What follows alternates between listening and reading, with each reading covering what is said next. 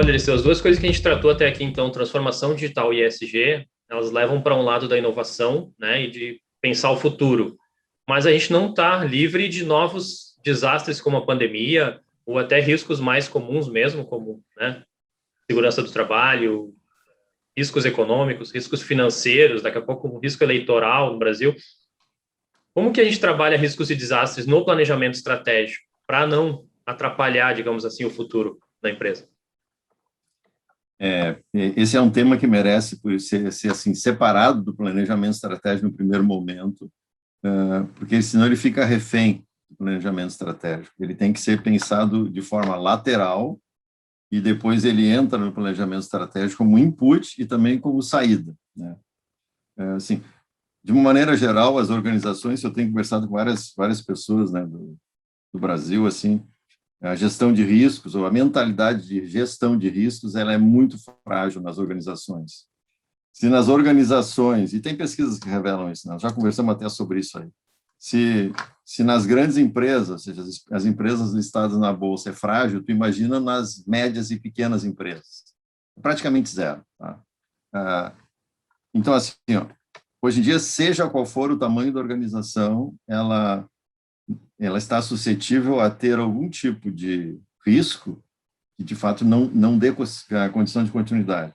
Então, a primeira coisa que tem que acontecer é mudar o mindset das pessoas, da empresa, e aí tem que ser top-down, tá? Porque não adianta eu querer de baixo, lá, o técnico de segurança, o engenheiro de segurança, querer fazer isso, aí não vai funcionar, tem que ser de baixo para cima.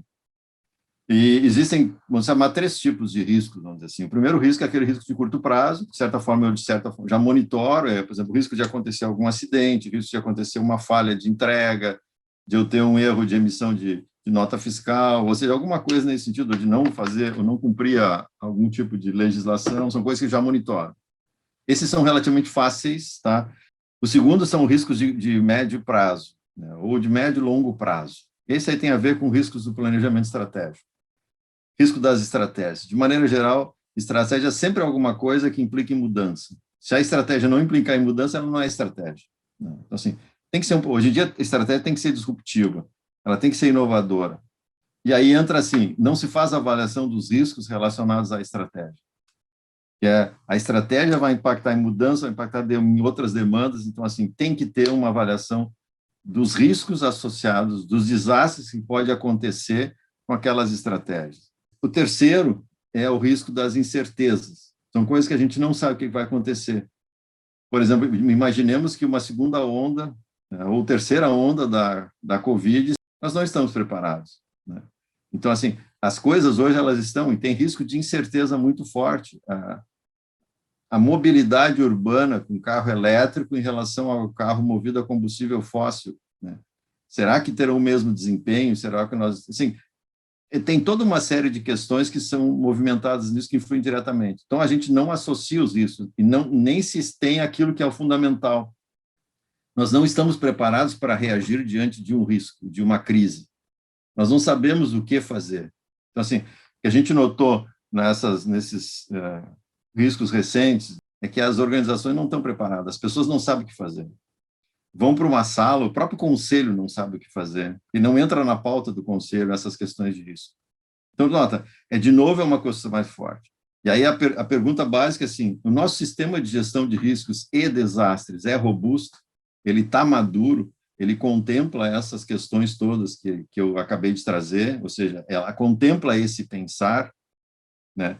Nota, isso tem que entrar no planejamento estratégico, porque ele entra como um fator fundamental para garantir que a estratégia aconteça e que, caso aconteça o inusitado, eu também tenha condições de agir. Nota, o inusitado é parte de pessoas que estão preparadas para agir.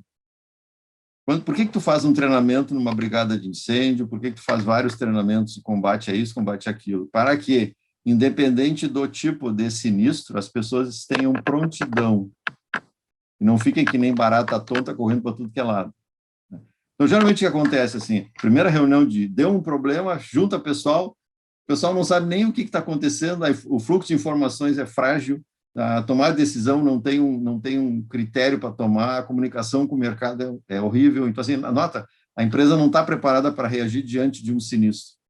é um processo muito amador ainda. Então, gestão de risco, ela precisa ser trabalhada com ênfase fora, depois, durante o planejamento e deve continuar na sequência com a implantação do sistema de gestão de riscos e desastres de fato. Tá, mas nesse próximo ciclo agora, desse que a gente for começar em agosto, por exemplo, e a empresa nunca trabalhou isso dessa forma separada do planejamento. Como que o planejamento vai trabalhar? Ele vai trazer essas demandas e iniciar planos de ação ou não? O que eu recomendo é começar fazendo uma avaliação do sistema de gestão de riscos e desastres, contemplando não só riscos assim, vamos dizer, físicos, né, como riscos cibernéticos, tá? Fazer uma avaliação. Aí tu vai ter como se fosse um diagnóstico da situação. E com base aí isso nesse entra no planejamento como input, como tu tinha comentado e antes. entra como input. Tá. Depois, na sequência, as estratégias que vão vir dos outros grupos. Eu vou fazer uma mudança na minha cadeia produtiva. Isso entra como também uma necessidade de fazer análise dos riscos associados a essa decisão, que nível de informação eu devo ter, sabe, fazer toda aquela análise. E depois, na implantação do planejamento estratégico, sempre surgem coisas novas. Muda o cenário, muda aqui. Então, tem que ter esse acompanhamento. Por isso, o processo eu tenho um sistema de gestão de riscos e desastres robustos? Não tenho. Mas ele me permite fazer uma avaliação inicial.